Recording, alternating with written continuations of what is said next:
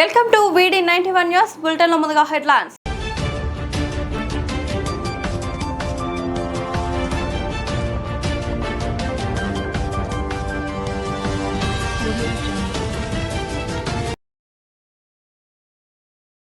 నమస్తే, welcome to D9 TV. నేను మీ Ramadevi. Sri Chaitanya group of schools, Balajinagar Korremula పాఠశాల విద్యార్థులకు విద్యా నైపుణ్యంతో పాటు పాఠ్యేతర అంశాల కలయికతో కూడిన సంపూర్ణ విద్యను అందిస్తోంది. భాషా నైపుణ్యాలలో భాగంగా రాయడం, చదవడం, అవగాహన మరియు వ్యాకరణం, గణిత ప్రయోగశాల అంటే మ్యాథ్ ల్యాబ్ ఆధారంగా గణితాన్ని బోధించడం, సైన్స్ ప్రాజెక్టులు మరియు సైన్స్ పరికరాల ద్వారా విద్యాబోధన, స్పోకెన్ ఇంగ్లీష్ పైన ప్రత్యేక తరగతులు, కళలు మరియు క్రాఫ్ట్, డ్రాయింగ్, పెయింటింగ్ మరియు సృజనాత్మకత, శారీరక విద్య, క్రీడలు, ఆటలు మరియు ఫిట్నెస్, పాఠ్యేతర కార్యకలాపాలు అంటే extra curriculum activities, dance, robotics, communication skills, field trips, abacus, IIT olympiad, NCC, taekwondo మరియు యోగా. విద్యా ప్రణాళిక, syllabus CBSE curriculum. Sri Chaitanya పాఠశాల విద్యార్థుల మేధోపరమైన, శారీరక మరియు వ్యక్తిత్వ వికాసంపై దృష్టి సారిస్తూ సంపూర్ణ విద్యను అందించడమే లక్ష్యంగా అడ్మిషన్లు జరుగుచున్నవి. క్వాలిటీ మరియు స్కిల్ బేస్డ్ ఎడ్యుకేషన్ గురించి సంప్రదించాల్సిన నెంబర్లు 6305605061 మరియు 9004142333.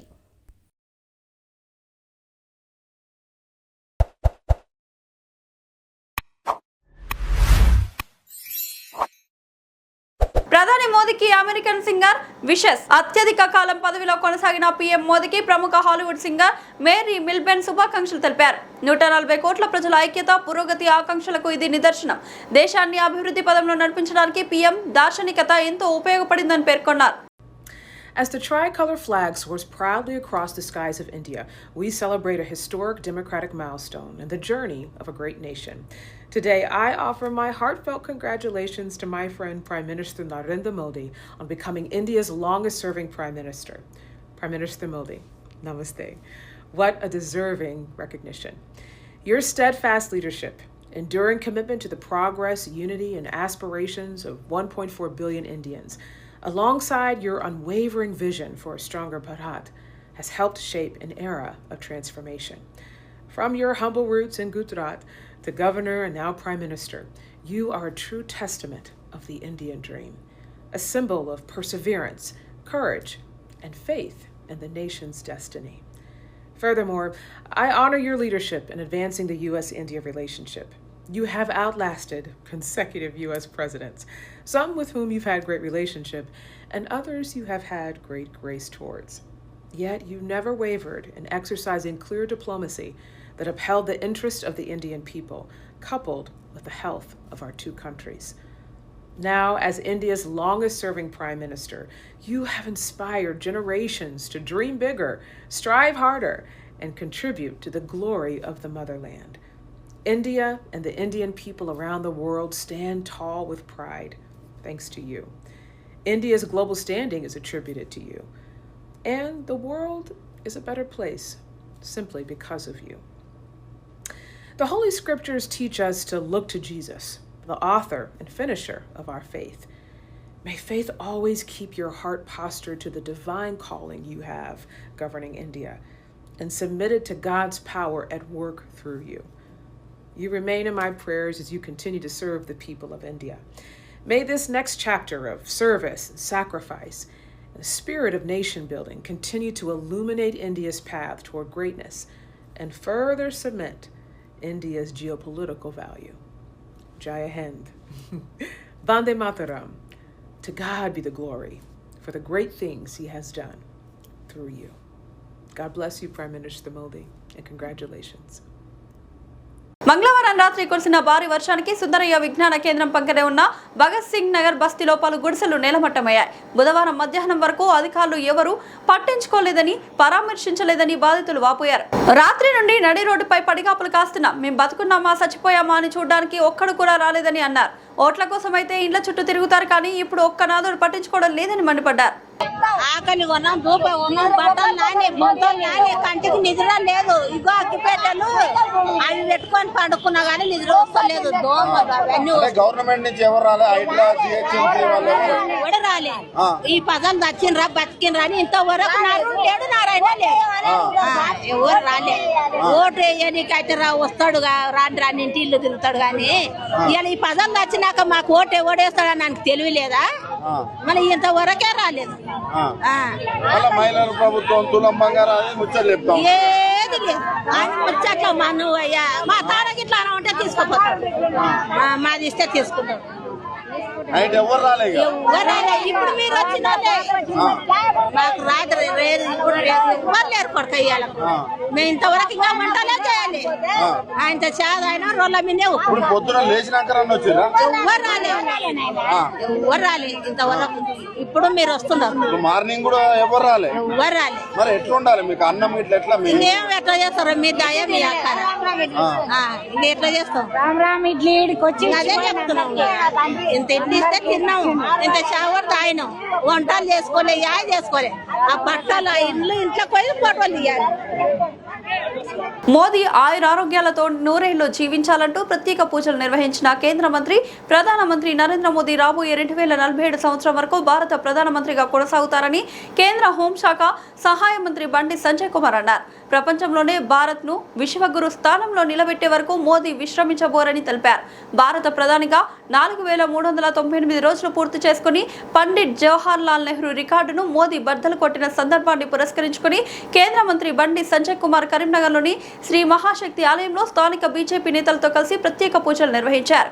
మోదీ ఆయురారోగ్యాలతో నిండు నూరేళ్లు వర్ధిల్లాలని, అభివృద్ధిలో భారత్ ను ప్రపంచంలోనే నెంబర్ 1 దేశంగా తీర్చిదిద్దేందుకు శక్తి వంచన లేకుండా కృషి చేస్తున్న మోదీకి భగవంతుడు ఆశీస్సులు అందించాలని కోరుతూ బండి సంజయ్ ఈ పూజలు నిర్వహించారు. ప్రత్యేక పూజల అనంతరం బీజేపీ జిల్లా అధ్యక్షుడు గంగాడి కృష్ణారెడ్డి, నగర mayor Kolagani Srinivas, deputy mayor Sunil Rao, స్థానిక బీజేపీ కార్పొరేటర్లతో కలిసి కేంద్ర మంత్రి బండి సంజయ్ మాట్లాడుతూ దేశ ప్రధానిగా 4398 రోజులు ప్రధానిగా పూర్తి చేసుకుని జవహర్ లాల్ నెహ్రూ రికార్డును బద్దలు కొట్టి అత్యధిక కాలం ప్రధానిగా చేసిన మహానుభావుడు నరేంద్ర మోదీ. ఈ నేపథ్యంలో నాతో పాటు ఎంతో మంది దేశవ్యాప్తంగా ప్రత్యేక పూజలు నిర్వహిస్తున్నారు. ఎన్డీఏ ప్రభుత్వం, నరేంద్ర మోడీ గారి ప్రభుత్వం, నరేంద్ర మోడీ గారు ప్రధానమంత్రిగా బాధ్యత చేపట్టి నిన్నటికి 4,898 రోజులు, 4,398 రోజులు నిన్నటికి, 4,398 రోజులు నిన్నటికి. ఇది దాన్ని గతంలో నెహ్రూ గారు ప్రధానమంత్రిగా ఉన్నప్పుడు కూడా సేమ్ ఇన్ని రోజులు ఈ దేశాన్ని పాలించారు. దాన్ని అధిగమించి ఈరోజు 4,389 రోజులు, 99 రోజులు పూర్తి చేసుకుని ఇవాళ 4,399 రోజులు ఇవాళ పూర్తి చేసుకుని నెహ్రూ రికార్డును అధిగమించి ఇవాళ ముందుకు సాగుతున్న తరుణంలో దేశవ్యాప్తంగా ఒక పండుగ వాతావరణం. ప్రజలందరూ కూడా స్వచ్ఛందంగా ఇవాళ అన్ని దేవాలయాల్లో ఇవాళ పూజలు, అర్చనలు, ఆరతులతోని ఇవాళ పూజలు నిర్వహిస్తా ఉన్నారు. దానిలో భాగంగా కరీంనగర్ లో కూడా ఈరోజు ఉదయం నుంచి కూడా అన్ని దేవాలయాల్లో పూజలు నిర్వహించడం జరిగింది. ఈరోజు మహాశక్తి దేవాలయంలో కూడా కుంకుమార్చన పూజలు కూడా నిర్వహించడం జరిగింది. ఆరతి, అర్చనలు నిర్వహించడం జరిగింది. గతంలో నెహ్రూ ప్రభుత్వంలో అవినీతి, అరాచకం, అసలు అభివృద్ది జాడలేని ప్రభుత్వం అప్పుడు. కానీ ఇన్ని సంవత్సరాలు, ఇన్ని రోజులు, నిరంతరం 12 సంవత్సరాలు ఏ అవినీతి మచ్చ లేకుండా దేశాన్ని అభివృద్ది చేసేటువంటి ప్రధానిగా ఉన్నటువంటి నరేంద్ర మోడీ గారికి నిండు నూరేళ్లు ఆయురారోగ్యాలు అందించాలని చెప్పి ఆ అమ్మవారిని వేడుకోవడం జరిగింది. అందరం కూడా కోరుకుంటున్నాం వారు నిండు నూరేళ్లు ఆయురారోగ్యాలతో ఉండాలని చెప్పని. 2047 వరకు వారు ప్రధానిగా నిరంతరం కొనసాగాలని చెప్పి ఇవాళ ప్రతి భారతీయ జనతా పార్టీ కార్యకర్తతో పాటు ప్రతి భారతీయుడు కోరుకుంటున్నటువంటి ఒక అద్భుత సందర్భం ఇది. ఎందుకంటే ఈ దేశంలో 25 కోట్ల మందిని పేదరికం నుంచి ముందు బయటకు తీసుకొచ్చినటువంటి వ్యక్తి. ఇప్పుడు జన్ధన్ ఖాతా విషయంలో కానీ, మరుగుదొడ్ల నిర్మాణం విషయంలో కానీ, నేషనల్ హైవేస్ కానీ, రైల్వేస్ కానీ, ఎయిర్వేస్ కానీ, గ్రామాల అభివృద్ధి కానీ, కార్పొరేషన్ మున్సిపల్ అభివృద్ధి కానీ, ఇవాళ అనేక సంక్షేమ పథకాలు కానీ, ఇవాళ చిట్ట చివరి వ్యక్తి కూడా సంక్షేమ పథకాలు అందేటటువంటి ఒక అంత్యోదయ సిద్ధాంతంతో ముందుకు సాగుతున్నటువంటి వ్యక్తి ఇలా నరేంద్ర మోడీ గారు. ఇలా బాబాసాహెబ్ అంబేద్కర్ స్ఫూర్తితో ఈ దేశాన్ని పాలిస్తున్న వ్యక్తి నరేంద్ర మోడీ గారు. అటువంటి మహానుభావుడు 2047 వరకు ప్రధానిగా కొనసాగాలని చెప్పి, నిండు నూరేళ్లు ఆరోగ్యాలతో ఉండాలని చెప్పి అందరం కోరుకుంటున్నాం. తప్పకుండా అమ్మవారు కరుణిస్తారు. నరేంద్ర మోడీ గారు ఇంకా ఈ దేశాన్ని శక్తివంతమైన భారతదేశంగా, వికసిత్ భారత్ లక్ష్యంగా ముందు పోతున్న సందర్భం దాన్ని విజయవంతమైన దిశగా ముందుకు సాగుతారని చెప్పి ఆ సందర్భంగా వారికి మంచి శక్తిని, సామర్థ్యాన్ని ఇదే విధంగా కొనసాగించాలని చెప్పి, ఆయన ఆరోగ్యాలు అందించాలని చెప్పి అమ్మవారిని పెట్టుకుంటున్నాను. అందరికీ నమస్కారం.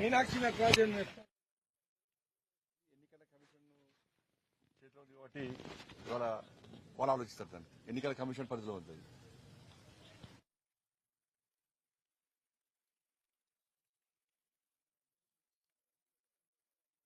జనసేన సిద్ధాంతాలు నచ్చి పార్టీలో చేరాను.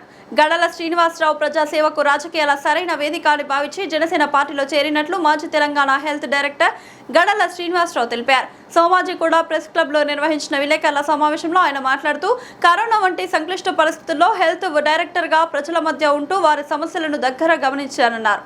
పేదలకు ఉచిత వైద్యం, నాణ్యమైన విద్య, యువతకు ఉద్యోగ అవకాశాలు కల్పించాలంటే రాజకీయాల్లో ఉండి పనిచేయడం అవసరమని భావించినట్లు తెలిపారు. ఒకే ఒక సంఘటన చాలు. దానికోసం ప్రభుత్వం ఎన్ని స్కీమ్స్ తెచ్చినా సరే మౌలిక వసతుల్లో మార్పు చేయకుండా ఈరోజు మనం చూస్తూ ఉన్నాం. హాస్పిటల్స్లో, ప్రభుత్వ హాస్పిటల్స్లో వైద్యం మరి ఎవరు వెళ్తున్నారు, ఎలాంటి ప్రజలు అక్కడికి వెళ్తున్నారో మనం చూస్తున్నాం. మనందరికీ అక్కడ మౌలిక వసతుల్లో మనకి చాలా చాలా రూపాయలు కనిపిస్తున్నాయి. అండ్ ఎస్పెషల్లీ మనం కట్టుకున్నాం బిల్డింగ్లు కట్టుకున్నా సరిపోదు. అట్లానేది వీళ్ళందరూ నేను ఇప్పుడు మనం బిల్డింగ్లు కట్టుకున్న ప్రయోజనం ఏంటి, అందమైన భవంతులు కట్టుకునే ప్రయోజనం ఏంటి? అవి బిల్డింగ్లకే పరిమితం అవుతాయి. స్పెషాలిటీ నా తోటి జనసేనలందరూ కూడా నా హృదయపూర్వక నమస్కారాలు. అండ్ నేను మీ అందరికీ తెలిసిన వ్యక్తిని, తెలంగాణ ప్రజలకి సుపరిచితమైన వ్యక్తిని. నా పేరు డాక్టర్ గడల శ్రీనివాసరావు. గత 2.5 దశాబ్దాలుగా తెలంగాణ వైద్య ఆరోగ్య శాఖలో ఒక వైద్యుడిగా నా ప్రయాణం ప్రారంభించి తెలంగాణ ఆరోగ్య వ్యవస్థను పటిష్టం చేయడంతో పాటు ప్రజలకు మరింత మెరుగైన సేవలను అందించడంతో పాటు ముఖ్యంగా గత 5 సంవత్సరాల క్రితం ఏదైతే కరోనా మహమ్మారి ప్రపంచాన్ని, మన దేశాన్ని, మన రాష్ట్రాల్ని ఎలా అయితే ఇబ్బందులకు గురి చేసిందో, ఎన్నో వేల మంది ప్రాణాలని బలి తీసుకుందో, ఆ కరోనా మహమ్మారి సమయంలో మన తెలంగాణ రాష్ట్ర ప్రజలకు సంబంధించిన అన్ని రకాల వైద్య సదుపాయాలని, ఆరోగ్య సేవలను ఎప్పటికప్పుడు సమయానుకూలంగా మన తెలంగాణ ప్రజల వాళ్ళ ఆరోగ్య భద్రత కోసం సలహాలు, సూచనలు అందిస్తూ కూడా మీ ద్వారా ముఖ్యంగా ప్రజలందరికీ పరిచయం అవటం, వారితో తెలంగాణ రాష్ట్ర వ్యాప్తంగా ఉన్న అన్ని జిల్లాల్లో అన్ని కుటుంబాలతో ఒక తెలియని అనుబంధం ఏర్పడటం, అది ఒక నా వృత్తిలో బాధ్యతగా భాగంగానే కాకుండా ఒక ప్రత్యేకమైన అనుబంధం ఈరోజు గుర్తు చేసుకోవడం జరుగుతుంది. అండ్ ముఖ్యంగా ఈరోజు మీ ముందుకు రావడానికి కారణం 2.5 సంవత్సరాల ఒక వైద్యుడిగా ప్రభుత్వంలో, అలాగనే ఆ శాఖకి సుమారు 5.5 సంవత్సరాల పైగా ప్రజారోగ్య సంచాలకులుగా, డైరెక్టర్ ఆఫ్ హెల్త్గా పనిచేయటం, అండ్ ఆ 25 సంవత్సరాలు కూడా ప్రభుత్వంలో ఒక ఉద్యోగిగా పనిచేయడం ద్వారా అన్ని వ్యవస్థలను, అన్ని కార్యక్రమాలను దగ్గరగా చూసి అవగాహన చేసుకొని ప్రజలకి ఇంకా మరింత మెరుగైన సేవలు ఎలా అందించవచ్చు, ప్రజల సమస్యల్ని ఏదైతే ఇబ్బందులు పడుతున్నారో వాటికి పరిష్కార మార్గాలను వెతకడం, వీటన్నిటిలో భాగంగా ఈరోజు ముందుగా నేను అంటే ఇప్పటి వరకు పనిచేసిన 2.5 దశాబ్దాలు పనిచేసిన విధానం ఒక ఎత్తు అయితే, ఆ ప్లాట్ఫామ్ ఎత్తు అయితే, మరింత ప్రజా బాహుళ్యం కలిగిన మరొక ప్లాట్ఫామ్ అది రాజకీయం. రాజకీయంలో మీ అందరికీ తెలుసు, ప్రజలే న్యాయ నిర్ణేతలు. ప్రజలు ఎన్నుకున్న ప్రభుత్వాలే రాష్ట్రాలని పరిపాలిస్తుంటాయి, దేశాన్ని పరిపాలిస్తుంటాయి. ప్రజలకు కావలసిన అన్ని రకాల బాగోగులు అవి చూసుకుంటూ ఉంటాయి. ప్రజలకు కావలసిన అన్ని రకాల సేవలు అవి అందిస్తూ ఉంటాయి. సో దానిలో భాగంగా నేను ఈరోజు ఒక ప్రజాసేవకుడిగా మరింత సమర్థంగా నా సేవలను అందించవచ్చు. నా అనుభవాన్ని అది గవర్నెన్స్లో కానివ్వండి, లేకపోతే ప్రజల సమస్యల్ని దగ్గరగా ఉండి చూసి అర్థం చేసుకోవటంలో కానివ్వండి, వీటన్నింటి కూడా ఒక పాలసీ రూపంలో మనం తీసుకొచ్చి వివిధ రకాలైన కార్యక్రమాలన్నీ కూడా మనం డిజైన్ చేసుకొని ముందుకు వెళ్ళటానికి, అలాగనే అలాంటి ప్లాట్ఫామ్ నాకు ఏదైనా ఉంది అని చెప్పి చూసుకుంటే, ముఖ్యంగా నాకు గౌరవనీయులు మా జనసేన రాష్ట్ర అధ్యక్షులు పవన్ కళ్యాణ్ గారి నాయకత్వంలో ఏదైతే నీతి, నిజాయితీ, ఒక రాజకీయ జవాబుదారీతనం, ప్రజలే కేంద్రంగా పరిపాలన అండ్ సుమారు 15 సంవత్సరాలుగా వారి ఈ పార్టీని స్థాపించి అండ్ ఎస్పెషల్లీ ఈ పార్టీని మన తెలంగాణ గడ్డపై స్థాపించి అండ్ వారు ఈరోజు అనేక ప్రజాసేవా కార్యక్రమాల్లో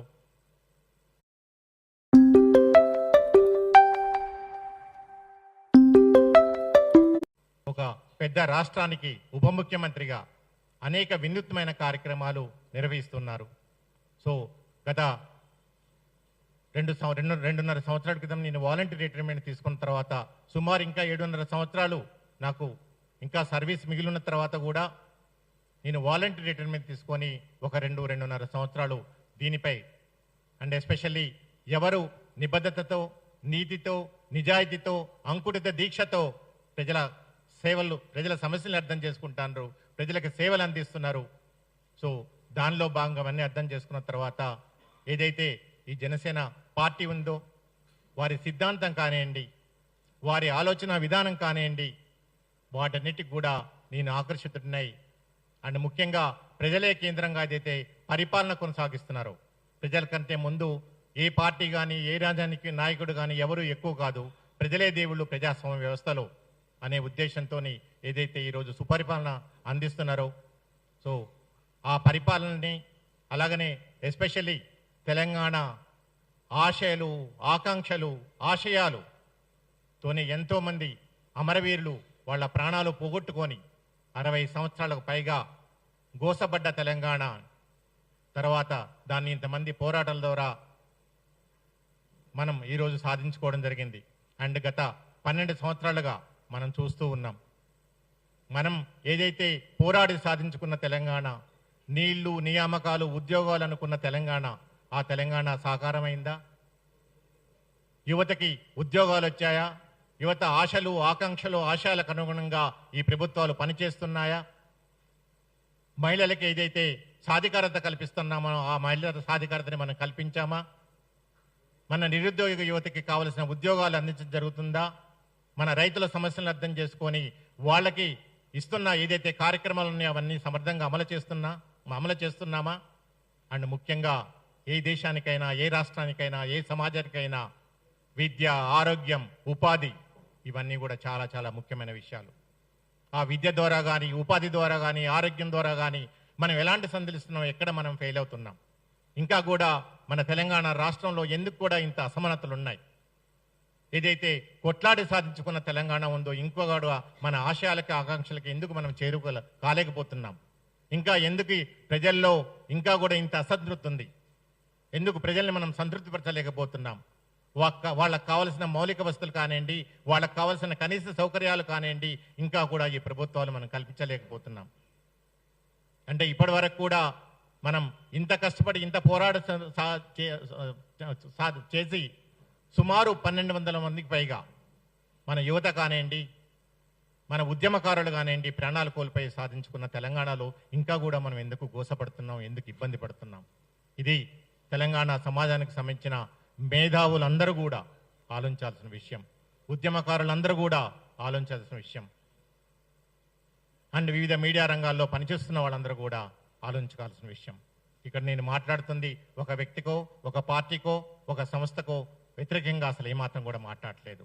ఎందుకంటే సుమారు 25 సంవత్సరాలు పైగా ప్రజలతో రెగ్యులర్గా ప్రజలతో మమేకమై చూసిన తర్వాత, వాళ్ళ సమస్యల్ని స్పష్టంగా అర్థం చేసుకున్న తర్వాత, అలాగనే గత 2-2.5 సంవత్సరాల నుంచి కూడా ఈ రాజకీయ వ్యవస్థని, రాజకీయ నాయకుల్ని, వాళ్ళ పార్టీ ఉద్దేశాలని, వాళ్ళ ఆశయాలని అన్నీ చూసిన తర్వాత ప్రత్యక్షంగా సో వీటన్నిటిని కూడా దాంట్లో నుంచి చెప్పాల్సిన అవసరం ఉంది. మీరు ఈ పార్టీ ప్రభుత్వంలోకి అధికారంలోకి వచ్చిన తర్వాత మేము ఈ కార్యక్రమాలన్నీ, ఈ సంక్షేమ కార్యక్రమాలన్నీ, ఇలాంటి ప్రోగ్రామ్స్ అన్ని కూడా మేము చేస్తాం. ఈరోజు యువజన సభకు అమలవుతున్నాయి.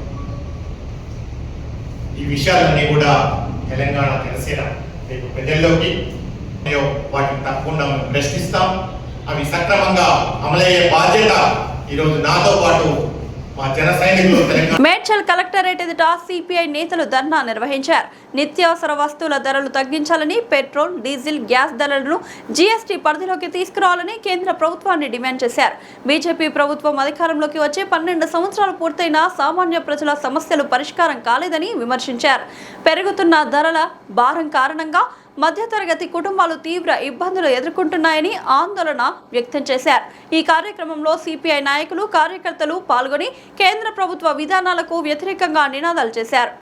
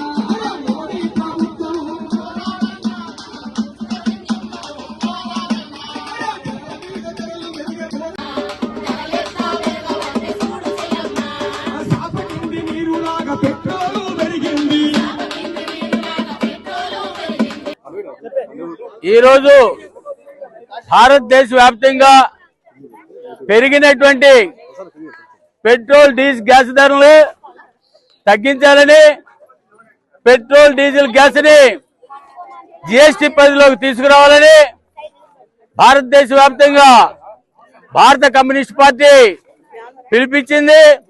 అన్ని కలెక్టరేట్ ఆఫీస్ దగ్గర ఇలాంటి ధర్నాలు జరుగుతున్నాయి.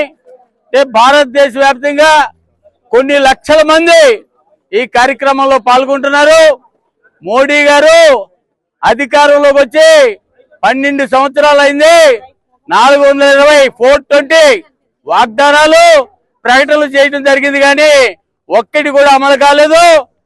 ఈరోజు పెట్రోల్ కనుక డీజిల్ అట్లాగే గ్యాస్ తీసుకొస్తే జిఎస్టీలోకి తీసుకొస్తే సగానికి సగం ధరలకు ప్రజలకు అందించడానికి అవకాశం ఉంటుంది.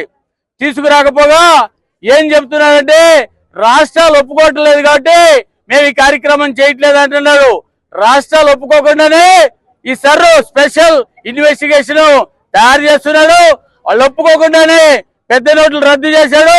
వీళ్ళు ఒప్పుకోకుండానే గ్రామీణ ఉపాధి హామీ పథకం మాత్రం మార్చడం జరిగింది. పబ్లిక్ ఒప్పుకోకుండానే ప్రభుత్వ రంగ సంస్థలు మూసేయటం అనేది జరుగుతా ఉంది. ఇన్ని రాష్ట్ర ప్రభుత్వాలు ఒప్పుకోకుండా చేస్తున్నటువంటి మోడీ ప్రభుత్వం కేవలం జిఎస్టీల పరిధిలోకి తీసుకురావడానికి దీన్ని ఒప్పుకోవట్లేదంటే దాని వెనక మోడీ అనుకున్నటువంటి ఆదాని అంబానీ ప్రధాన కారణం అని చెప్పి మేము తెలియజేస్తాను. ఒకటే మోడీని అడుగుతున్నాం, రష్యా వాళ్ళు ఇప్పుడు చాలా తక్కువ ధరలకి డీజిల్ ఇస్తున్నారు, పెట్రోల్ ఇస్తున్నారు. మరి ఆ డబ్బులు ఎక్కడికి పోతున్నాయి, ఎందుకు ప్రజలకు రావట్లేదు అంటున్నాం. కేవలం అక్కడి నుంచి వచ్చినటువంటి తక్కువ సౌకర్యాన్ని ఆదానికి అప్పచెప్పి ఆదాని కోట్లు సంపాదించి బిలియనర్ పరిస్థితికి ఈయన సహకరిస్తున్నారు. అదే కాదు, ఆదానికి నిన్న కాక మొన్నే ఒక పథకం అప్పచెప్పడం జరిగింది. ఫుడ్ కార్పొరేషన్ ఆఫ్ ఇండియా అంటే నిత్యావసర వస్తువులు ధరలు కొనటం, నిల్వ చేయటం, అమ్మటం కూడా అతనికి అప్పచెప్పారు. ఇప్పటికే ధరలు పెరుగుతున్నాయి, బ్లాక్ మార్కెట్ పెరిగింది. ఆదానికి అది అప్పచెప్పిన తర్వాత ఇక ధరలు ఎక్కడ ఉంటే పేదవాళ్ళు ఏం తినాలనేది అర్థం కాని పరిస్థితి ఉన్నది. కాబట్టి నిత్యావసర వస్తువుల ధరలు తగ్గించాలి. ఆదానికి ఏదైతే ఫుడ్ కార్పొరేషన్ ఆఫ్ ఇండియా అప్పచెబుతున్నారో దాన్ని తీసేయాలి. అలాగే రష్యా నుంచి వస్తున్నటువంటి చౌక ధరలో వస్తున్నటువంటి పెట్రోల్ డీజిల్ గ్యాస్లు ఏవైతున్నాయో అది పేద ప్రజలకు అందించాలి, జిఎస్టీలోకి తీసుకురావాలని మేము డిమాండ్ చేస్తున్నాం. ఈ డిమాండ్ అమలు చేయకపోతే భవిష్యత్తులో ఇంకా పెద్ద ఎత్తున పోరాటం చేస్తాం.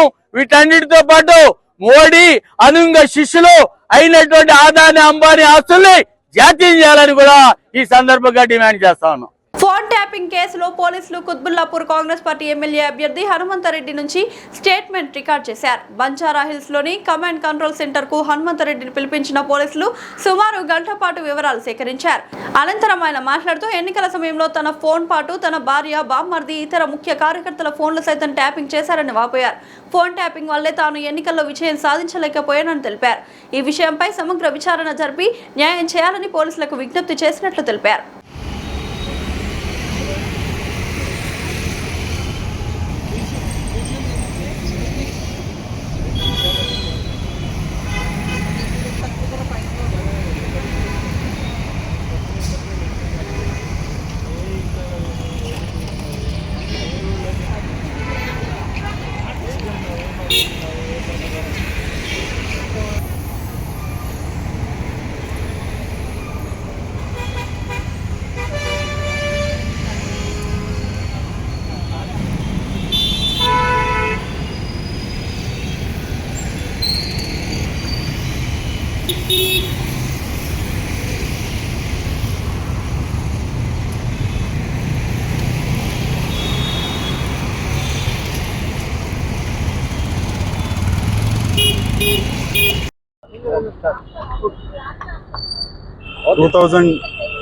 (2023) ఎలక్షన్ సందర్భంగా కుత్బుల్లాపూర్ క్యాండిడేట్ అయిన నేను మీ ఫోన్ ట్యాప్ అయింది, మీ స్టేట్మెంట్ రికార్డ్ చేయాలని చెప్పి కమాండ్ కంట్రోల్ నుంచి నాకు ఫోన్ రావడంతో ఇవాళ రావడం జరిగింది. స్టేట్మెంట్ రికార్డ్ చేయడానికి వెళ్ళినాం. స్టేట్మెంట్ రికార్డ్ చేసుకున్నారు సంబంధిత అధికారులు. ఆ సందర్భంలో చాలా ఘోరాతి ఘోరమైనటువంటి నిజాలు, ఏ రకంగా వాళ్ళు గత ప్రభుత్వం ట్యాప్ చేసింది అక్కడ చూస్తుంటే చాలా ఆశ్చర్యం అనిపించింది, బాధ కూడా అనిపించింది. నా ఫోన్తో పాటు మా అల్లుడి ఫోను, మా బిడ్డ ఫోను, మా బామ్మర్ది ఫోను, మా కో బ్రదర్ ఫోను, మా కజిన్ ఫోను, ఇవన్నీ కూడా ట్యాప్ చేయడం, వాళ్ళు ఏం మాట్లాడుకున్నారు, ఏం చేస్తున్నారు, మా క్యాంపెయినింగ్తో పాటు మేము రేపు పొద్దున ఏం చేస్తాము అనేది కూడా వాళ్ళకు ముందు తెలిసిపోయింది. ఒక కాలనీలో మేము మీటింగ్ పెట్టుకునే సందర్భంలో ముందే వాళ్ళకి తెలిసిపోయింది. ఆ మీటింగ్ను క్యాన్సిల్ చేపించడం, అప్పుడు అధికార పార్టీగా ఉన్నారు వాళ్ళు. ఆ మీటింగ్ వాళ్ళు క్యాన్సిల్ చేపియడం. ఎక్కడికి వెళ్ళినా ఒక బాచ్పల్లిలో యాంటిలియా కాలనీకి పొద్దున పోతున్నామంటే వాళ్ళు రాత్రే పోయి వాళ్ళతో మాట్లాడి ఆ మీటింగ్ క్యాన్సిల్ చేయడం. బండారి లేఅవుట్లో మీటింగ్ పెడుతుంటే అక్కడ క్యాన్సిల్ చేయడం. ఆ సందర్భంలో కొంత మాకు ఇబ్బంది జరిగినా కూడా మేము ఇంత ఘోరంగా టెలిఫోన్ ట్యాపింగ్ అవుతుందని అనుకోలేదు.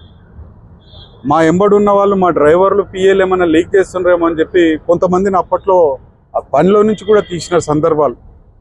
ఆ రకంగా ఇవాళ ఎక్కడి నుంచి మీరు ఎక్కడ మాట్లాడినరు, ఎవరితో మాట్లాడినరు, ఏ రోజు మాట్లాడినరు, November 2, 2023 నుంచి ఎలక్షన్ అయిపోయేదాకా మొత్తం నా ఫోన్ రికార్డ్ అయ్యింది.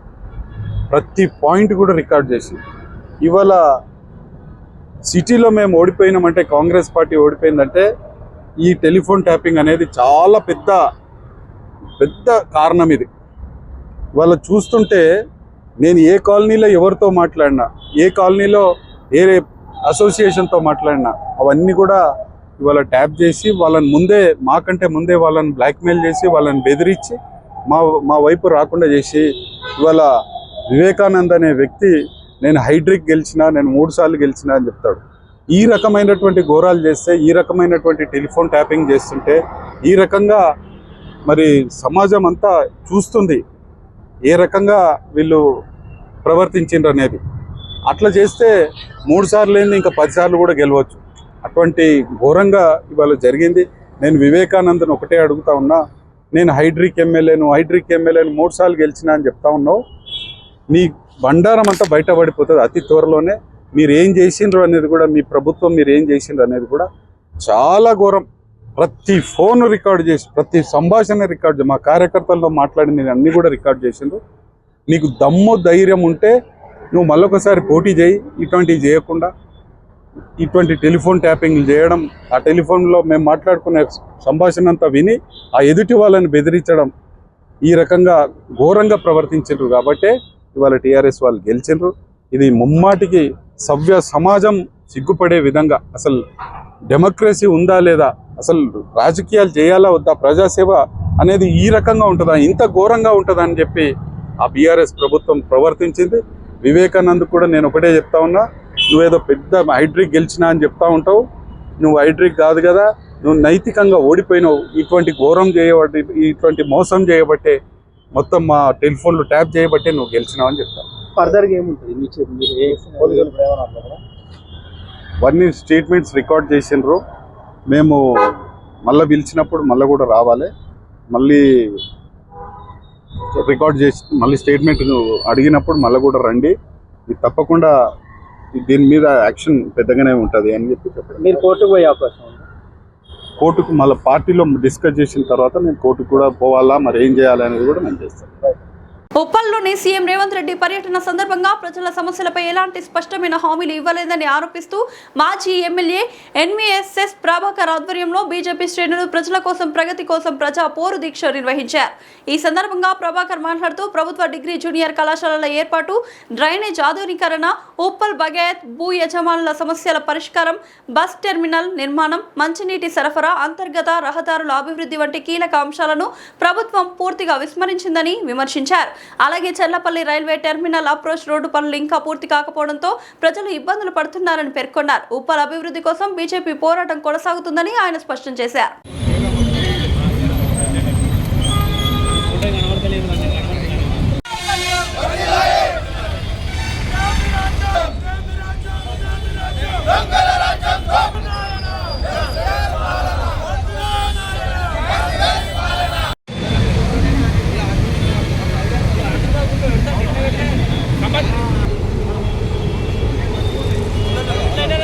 ఐదు సార్లు పిలిచిన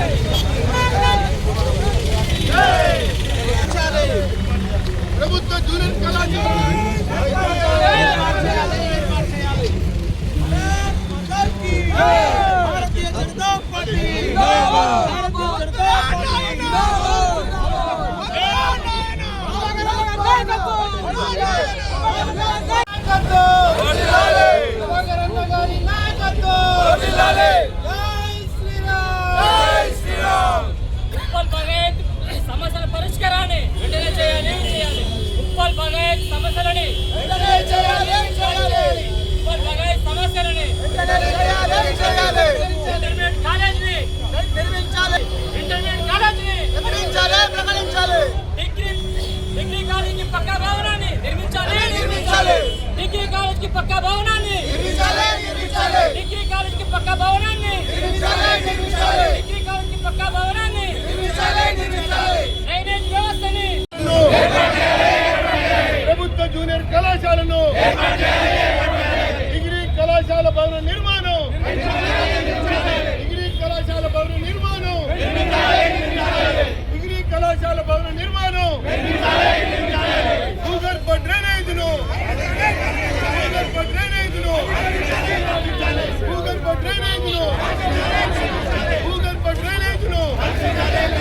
ఉప్పల్ బగాయతు భూ యజమానుల సమస్యలను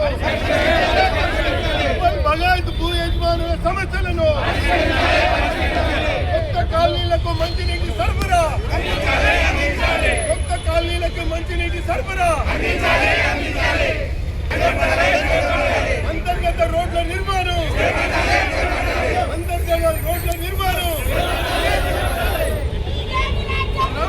మేడ్చల్ జిల్లా గట్కేసర్ డివిజన్ పోచారం 8వ వార్డులో ఉన్న శ్రీ సాయి వాణి గ్రామర్ హై స్కూల్ గత 25 సంవత్సరాలుగా నాణ్యమైన విద్యను అందిస్తూ విద్యార్థుల భవిష్యత్తును తీర్చిదిద్దుతోంది. మా పాఠశాల ప్రత్యేకతలు: అనుభవజ్ఞులైన మరియు అంకితభావం కలిగిన ఉపాధ్యాయులతో నాణ్యమైన విద్య, రవాణా సౌకర్యం, కంప్యూటర్ మరియు సైన్స్ ప్రయోగశాలలు, సహపాఠ్య మరియు సాంస్కృతిక కార్యక్రమాలు, కబడ్డీ, ఖోఖో వంటి క్రీడలు, జాతీయ స్థాయి పోటీలలో పాల్గొన్న విద్యార్థులు, 10వ తరగతిలో 100% ఉత్తీర్ణత ఫలితాలు. 2026-27 సంవత్సరానికి అడ్మిషన్లు ప్రారంభమయ్యాయి. ఫీజులు వసూలు చేయడం మాత్రమే కాదు, ప్రతి విద్యార్థికి ఉత్తమ విద్యను అందించి విద్యా విజయాలను సాధించేందుకు సహకరించడమే మా లక్ష్యం. ప్రియమైన తల్లిదండ్రులారా, మీ పిల్లల విద్యే వారి భవిష్యత్తుకు పునాది. మా పాఠశాలను సందర్శించి మా సౌకర్యాలను పరిశీలించి మీ పిల్లలను శ్రీ సాయి వాణి గ్రామర్ హై స్కూల్లో చేర్పించండి. వివరాలకు సంప్రదించండి. మా ఫోన్ నెంబర్ 9866757173.